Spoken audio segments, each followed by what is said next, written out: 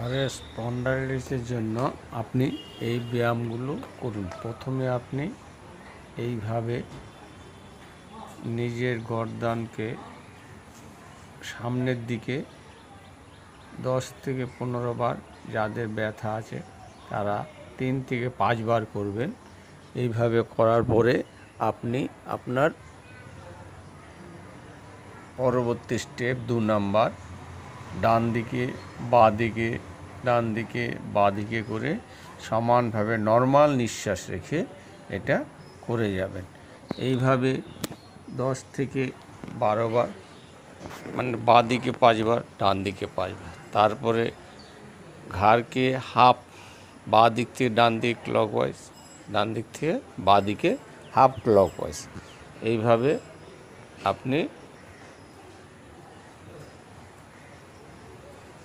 5 অথবা 6 অথবা 7 অথবা 10 বার করে করবেন, আপনার শারীরিক ক্ষমতার উপরে নির্ভর করে। 4 নাম্বার, নিঃশ্বাসটা নর্মাল রেখে থুতনিটাকে গলার বুকেতে লাগিয়ে তারপর আস্তে আস্তে নিঃশ্বাস নিতে নিতে নিতে নিতে চোখটা মেলবেন, উপর দিকে তুলবেন, আবার উপর দিক থেকে আস্তে আস্তে আস্তে নিঃশ্বাস সাথে সাথে থুতনিটা লাগাবেন। এইভাবে 3 থেকে 5 বার ডেইলি করবেন। ধ্যান মুদ্রায় বসে করলে খুব ভালো হয়। নর্মাল চেয়ারে বসে করতে পারেন অথবা আপনি দাঁড়িয়েও করতে পারেন, তবে বসে করাই ভালো।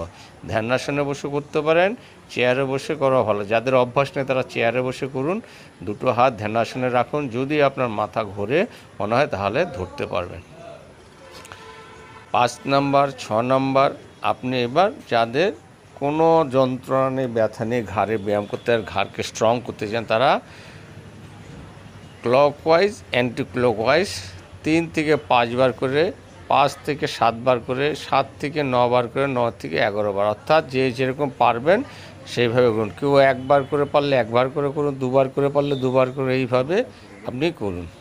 মাথা চক্কর দেবে, ঘুরবে, তাতে কী হবে, আপনার অসুবিধা হবে, আপনি নিজেকে সেইভাবে রাখবেন। এবার ঘাড়ে স্পন্ডাইলিটিস যাতে না হয় তার জন্য প্রথমে দুটো হাতের তালু দিয়ে নিজের থুতনিকে সমান গতিতে, নিউটনের 3য় সূত্র, সমান গতিতে চেপে ধরুন। আস্তে করে 1 থেকে 10 গুনুন, আবার ওটা হাত দুটোকে গিপ করুন, করে পিছনে গর্দানের উপরে মাথায় চেপে ধরুন।